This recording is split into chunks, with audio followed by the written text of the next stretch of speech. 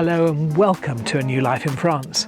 I'm Richard, and along with my wife Maria, we share what it's really like to live here in the southwest of France. Every week we share real stories about life here, the ups and downs, and everything in between. And every other week we sit down with expats or immigrants, whatever it is you want to call them, to hear how they made the move, what they did, and what life's really like on the other side. And this time it's Raina and Jason from Baguette Bound, an American family who help others from the States to cross that pond. You know, it's so lovely to meet you both. I mean, I met you in real life, up across that border into Dordogne. Yes, yeah, you crossed the border first to us. Very briefly. And then I've met you subsequently, and now you're here. I know. It's really cool. Fantastic to be here. This is so nice. It's so lovely to have you here, and it was so nice to hear all the laughter with the family and the, you know, in and out the pool and hearing you giggle away at breakfast. It's just been a wonderful weekend. Yeah. I'm just so used to seeing you on screen. And you know, I must say to our viewers, you are almost certainly all watching Baguette Bound anyway. But if you're not, here's a link in the description. Thank and you. These are Raina and Jason. Voila! What's your intro? Hi, I'm Raina. I'm Jason. We're Baguette Bound. We're a family of three living in the Dordogne in southwest countryside of France since 2022. We talk about moving, adjusting, and enjoying life in France. They talk about all the stuff properly that we don't.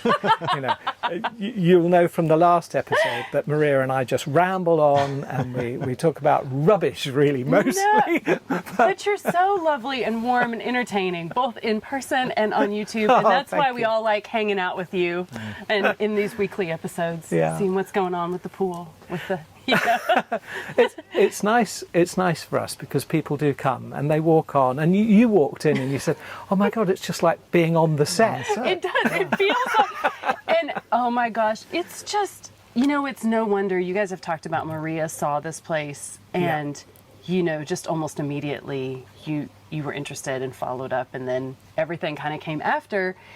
And it's funny, this is exactly what we tell people not to do.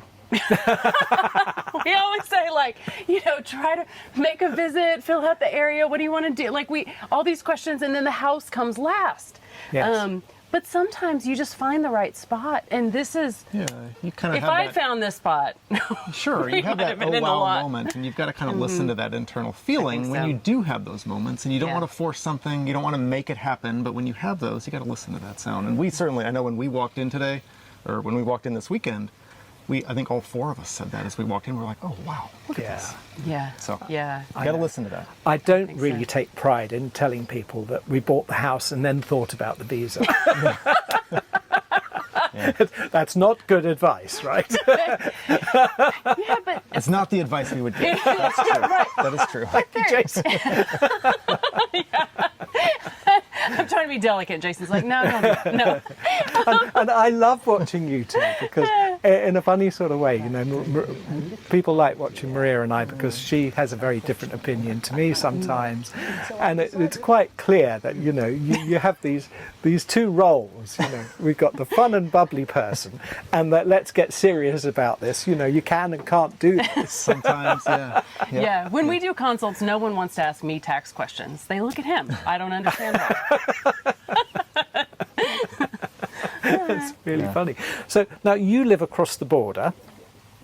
I can't really, you know, most of the people that I interview live in Lot-au-Garonne. Yes. Which I'm constantly corrected because our sign-off is that's it, that's your lot. But actually, you know, there's the lot right behind you. It is, I feel totally comfortable in saying that's your lot. Yeah. And bizarrely, I think I told you, you know, in my old travel series, my sign-off was always that's it, that's your lot. Who would have known? See, that's like a serendipitous connection. It is. Then, you know, it's like the universe giving you signs. So that's it. That's your lot. Till the next time, goodbye. So what is it like? Because I drop in and out of where you live and Bergerac and some of the other towns up there. It's got a very, very different feeling to these towns around here. For me, this is very, very, very French. Nobody speaks English, but that's not the case where you live, is it? No, not an MA. Yeah. And there is, I think the funny thing is, and I don't know if we've talked about it on videos before, I have in our newsletter, but when we first moved here, we were first just outside of Saint-Foy-le-Grand. So, another town closer to Bordeaux.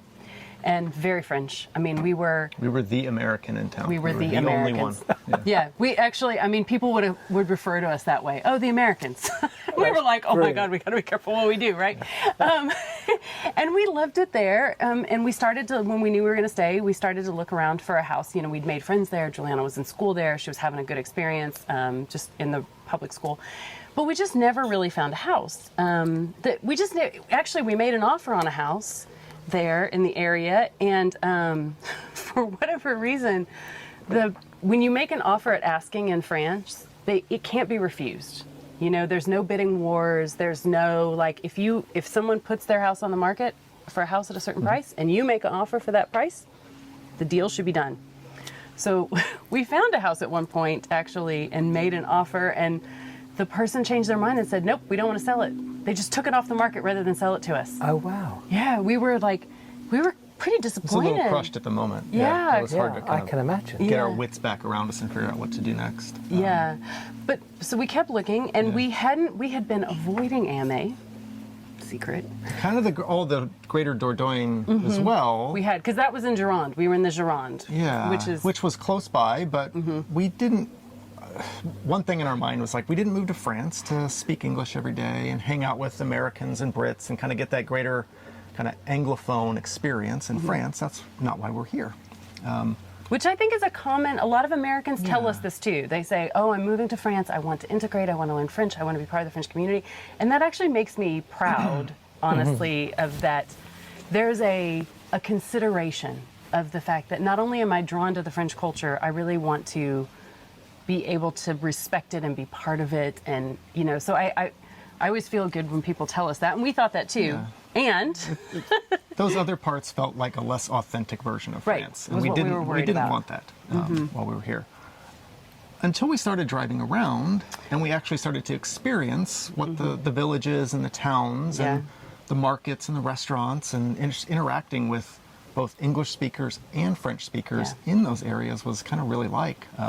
Yeah, it was very ironic. I'm sorry, I didn't mean to cut you off, but so, for the visa that I'm on, the Professions Liberales visa, you have to achieve a certain level of French. And if you do not, then the Republic of France actually sends you to French lessons, which is incredible. And I was so grateful. The only downside to it is you don't have a lot of control over where they're going to tell you to go or when that is. So you have to plan your life around it. You kind of get assigned. There's sometimes some choice, but not a ton. And now your immigration status depends on making sure you go to these classes. So I got assigned classes in AME. French classes in AME, which has this reputation for having a lot of Anglophones in the middle of the Dordogne. So I thought it was kind of funny, but we'd never been there. We'd been avoiding it for this whole reason. And the first morning I pulled up, I texted him from the parking lot and I said, oh my God, you've got to come here. It's really pretty. And it's a very lively village, partly because it's about 75% French and 25% international. Probably 20% of that is a mix of English, and then 5% is Dutch, South African, American. Just all Juliana has a little United Nations group of friends. And as we started to spend time there, we realized now I feel like it's a bit of a perfect mix, honestly. And I've really started, we've talked about this before, that we've started to kind of feel that there's this belt and suspenders approach to creating your community in France when you move as a foreigner, because other people who have also immigrated, whatever language they speak, have experienced something that my closest French friend will never understand. Right? She's never had to go through the French immigration system or figure out how to exchange her driver's license or just be as far from her family as we are. And so there's these people that you have a bond with fairly quickly and can be really supportive. And then at the same time, you know, it's essential to start to like establish slowly these relationships with people, you know, within the local community, because I mean, we had our there's a couple, they have a French farm. I think we may interview them on our channel soon. They're so lovely. We lived with them for a while in their Jeep when we were looking for a house, and they came over the other night, and she speaks English, he only speaks French, but oh my gosh, he was telling us all kinds of things about our house construction because he's lived in this area all his life, and I don't know. It's something that no one, you know, no American's ever gonna be able to tell us. So it's just, there's such a balance, and I feel like we've sort of found it while still living the life of being in a French village, you know, out in the countryside. But you've alluded to a couple of things here. Yeah. One is family. You know, you guys, when people move in my world from the UK to here, it's a short 1 hour, 2 hour hop. Oh, we're so jealous of that. Yeah. But your family, you're long distance from family, isn't it? I mean, how important is it to keep in touch with family? Do they come over? Well, I know your family come over because they're staying here. Right. That's absolutely lovely. Jason's mom and stepdad are with us now. They just passed. They just passed off camera, which is lovely. You've got your in-laws, dad, your daughter. And you also touched on Juliana and education. You know, so I'd like to ask those two questions really. You know, let's talk about family. You know, it's a long distance, you know, if you're considering moving from the States, isn't it? Yeah, it's definitely a challenge. You know, it's not just the distance, but it's the difference in time zones. You know, so you've got, of course, you know, a 6, a 7, an 8, or a 9 hour gap depending on where your family is in the U.S. So, you know, we've got family at 7 or 8 hours behind us every day. So just going through the process of kind of mentally adjusting to there's only a few hours each day that I can interact with my family back home. So, you know, we've got to be really diligent about setting aside time, carving out time in the week and in the day so that, you know, I can make a phone call. I can have more than just a 5-minute quick discussion, because sometimes, you know, the conversation rolls, and if it's 10 o'clock when you get started, it's hard to have a meaningful conversation. This is true. And Juliana went through the same thing as well when we moved initially from Colorado. You know, her friends, you know, at night, her friends were just starting to go off to school in the morning, so she couldn't call them in the mornings. That was a big challenge that first year to figure out where's time on the weekends, where's time on like holidays and vacations that she could have kind of longer phone calls or video calls with her friends and with our family. And creating more like, we couldn't, at first we thought, we'll figure this out next week, right? It's just a phone call, I don't need to plan this stuff. You just, whenever you think of calling, you just do it. But you have to be a little more proactive, and it takes a little more planning to actually set aside time that I'm gonna make effort and time and block time for this in the future. Yeah, I think that's true. And if my dad's watching this, I'm sorry, I swear I'm going to call next week. And you know, I think it really is the hardest thing. I mean, we miss our family and friends and tacos. Tacos. My uncle sometimes says he thinks it's in the. Sometimes I say we miss tacos and my friends and family. My uncle always says in that order, but not really. It's the biggest challenge. It's the only thing that I think if we love France so much, I think it's the only thing that would pull us back to the States. And another thing we've realized now that I think is helpful is before you leave, okay. Get everyone on one form of communication. We didn't do this, and I feel like it's like the ship has sailed now. But like we have some people who email, and we have some people who look at Facebook, and we have some people who use WhatsApp, and we have some people who refuse to use WhatsApp, and we have some people who are on an iPhone and only FaceTime. Oh, if I could go back, I would have just gotten everyone important to me together and said, we're all going to download WhatsApp or Signal or Google Voice or something that works internationally. All together, we would have had a dinner and synced our phones, and then, you know, so that I had a universal way to communicate things. Like, you know, it's Juliana's first day of school, and I want to send a picture to everyone, and then I'm like, oh my God, just the thought of it sounds exhausting because I'm going to have to do it 16 different ways. And so, you know what? It often doesn't happen. That's really good advice.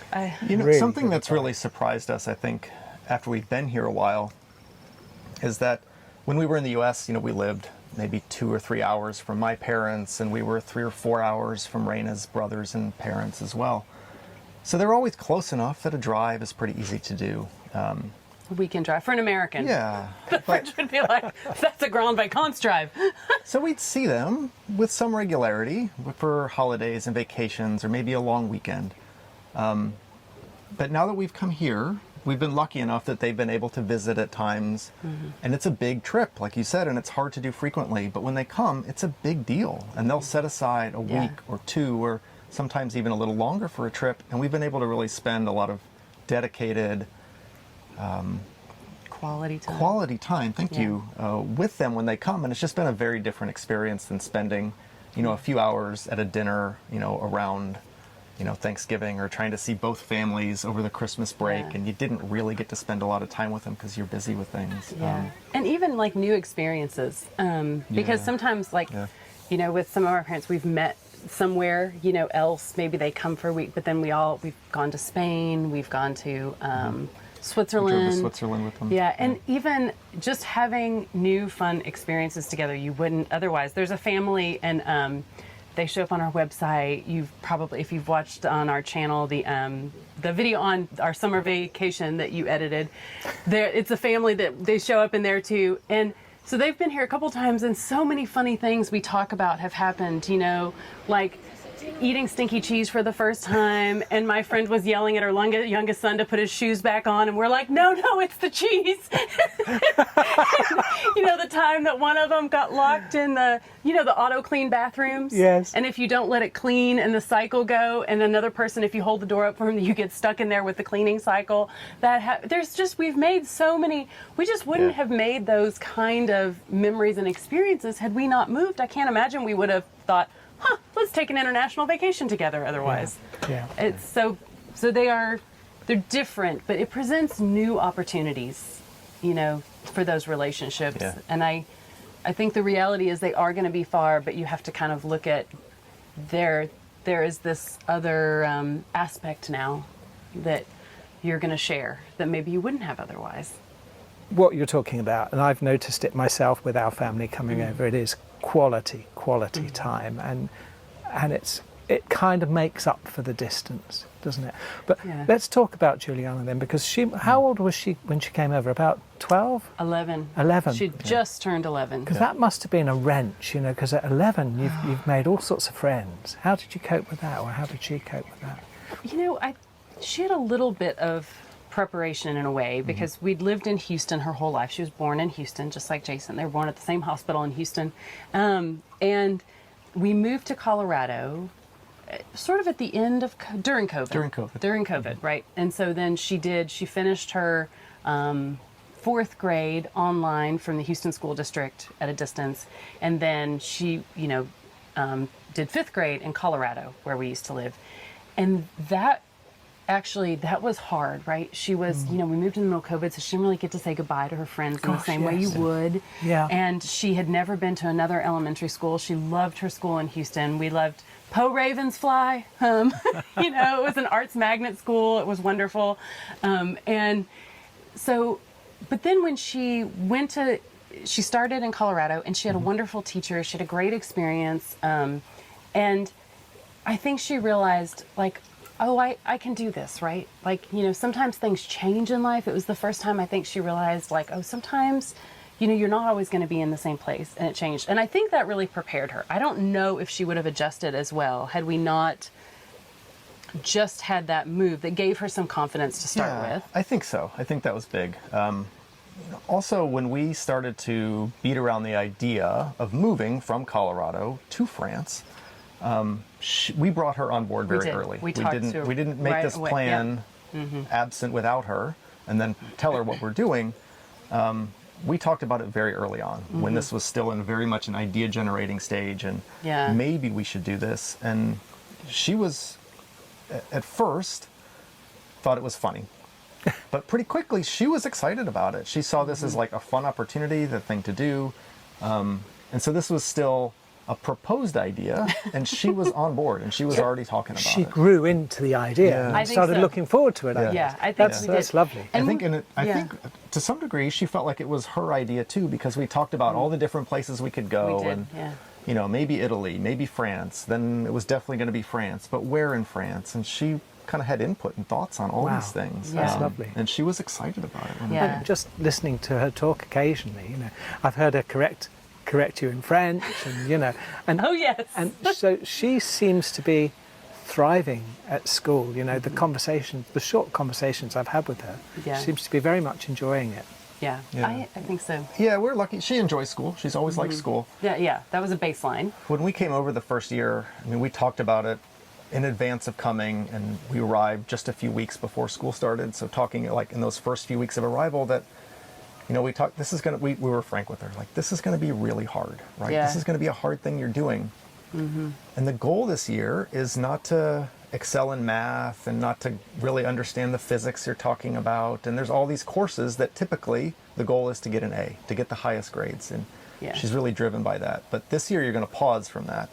And your goal is to learn French. Your goal is going to be to make some friends. Your goal is to just have fun during the day. Just come home at the end of the day and say, that was a nice day of school. And what you got on your tests and what you got in, on your end of year report card doesn't really matter this year. Let's just enjoy ourselves and figure out how to do that every day. Yeah. Is there a mechanism she can take this year again and do those courses again? And actually, it's very common in France. In the U.S., if you repeat a grade, people are like, right? It's a bit of a stigma. But here they call it redouble.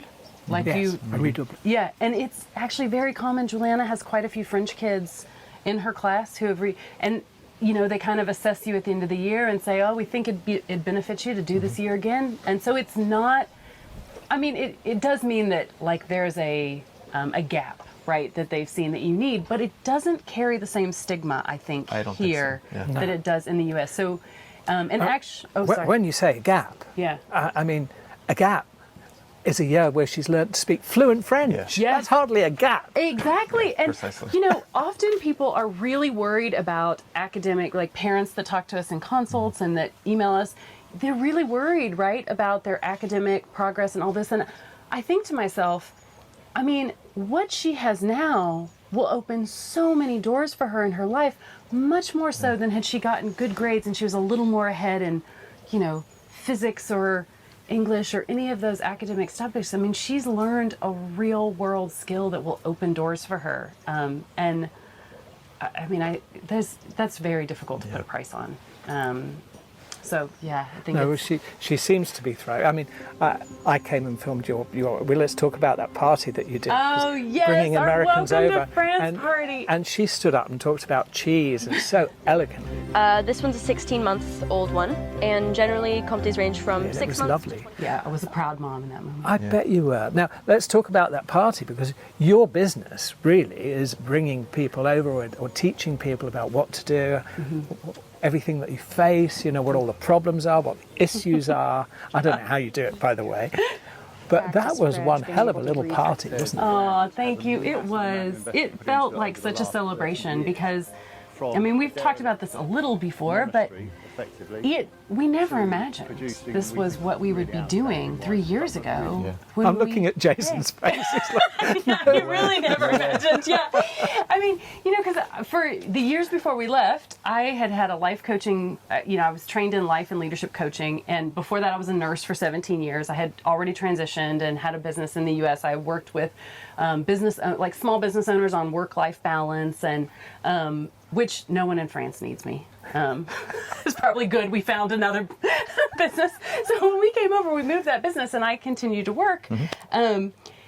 But then it was so hard to find good information, and there were just so many simple things that we thought, gosh, if we had known this would have been really helpful. So we didn't have unlike you, we didn't have any kind of background in filming or editing or anything. We just thought, let's make a few videos to share some things that we think would be helpful. Okay, now it's time. Let's chat about inheritance laws and taxes, trusts, and the French wealth tax. We'll cast that out into the world, and then we'll get back to doing our regular job. Yes. So you'd never edited before? Never edited, never been on film. I had a long corporate career. Well, not a long, but I had a corporate career before that, some leadership position, and the worst part of that job was getting up and speaking in front of people. Yes. And that's what I was going to do every day now with this Baguette Bound, this video, this teaching people. So It was intimidating the first day we started. But the thing with Jason is he will do things even if they're uncomfortable if he feels like there's a real purpose to them. And what we found in France, we felt like there were so many things we wanted people to know, and there was a real mission there. And then, you know, everything else that grew behind it, because there was a gap, and people really, I think, were looking for trying to find, you know, just somewhere to find good information specific to them, and especially Americans, because, you know, the British and the French have been going back and forth across the channel for centuries, but a little less so for us Americans. So I think there was less things out there specific to us. The intent was to put out just a few videos and then let them live on forever. And it just took off because we got so much feedback and questions and, you know, what about this topic? And what about this? And tell me more about this. And it was like, all of a sudden we went from having like 3 or 4 video ideas to we can't make these hundreds fast of enough. video ideas now. Yeah. And then instead of videos, we started working directly with people through consults and through helping them get their visa. And it just kind of just took off. And after, we really wanted to kind of celebrate this first year that we had. Oh, yeah, the party. And, yes. You know, partly it was a selfish celebration of us and what we'd done, and we kind of made this business pivot, and we were, you know, for a long time doing 2 businesses at the same time. Yeah. But having all of these people here with us, people that we had all met on Zoom, we talked through while they were in the U.S. from the comfort of their own couches. But seeing them there in France, that they'd actually, you know, we'd worked with them, but they'd done all this work to get themselves there too. They'd made these adjustments. They'd gone through those awkward moments at the post office, waiting for their visa, you know, getting through the airport with someone yelling at you in French maybe. Getting rid of all their stuff, moving their pets. It's a hard thing to do. And so to be able to celebrate together what we had done for a year, and then what all of they had, you know, all of our clients and all of our new friends had done in that moment as well it was a special moment to be able to kind of all sit down and celebrate together. But you must be very proud.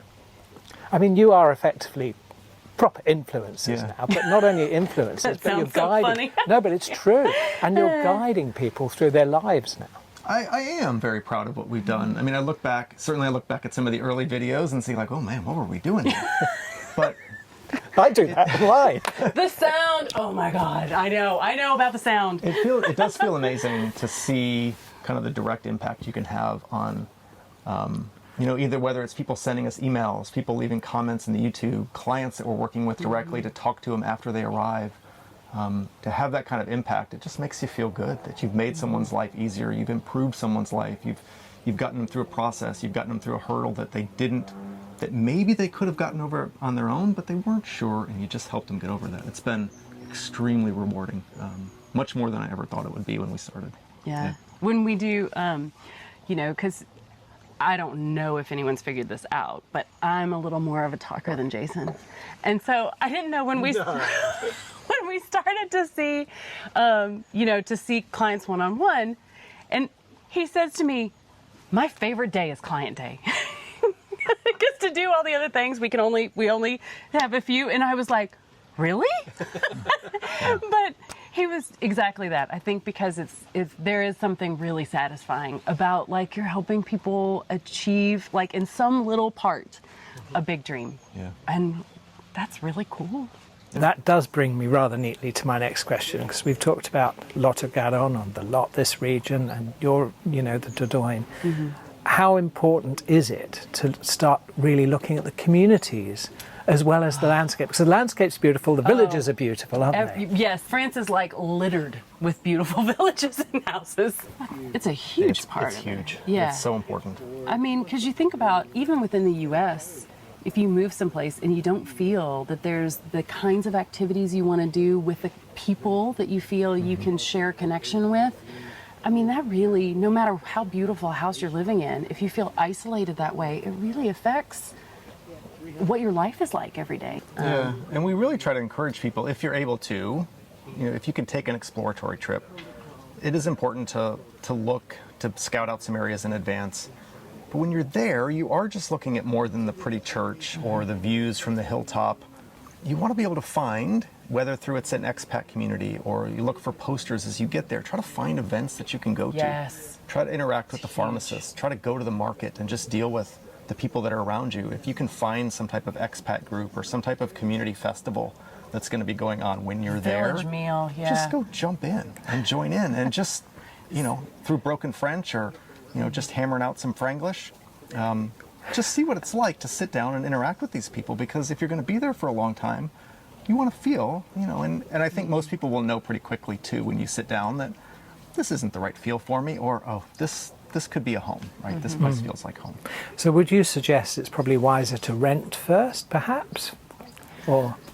Yeah, and I know this is a tricky question for people. I think because finding a long-term rental without a French work contract, which kind of, and French, all the French documents that French landlords are used to can be tricky. I think especially if you're exploring, the greater countryside area, if we're doing it over again, try to find maybe some sort of furnished off-season rental for like 6 months to rent. Those are pretty easy to secure, and it can help you get a visa, and it can help you get on the ground.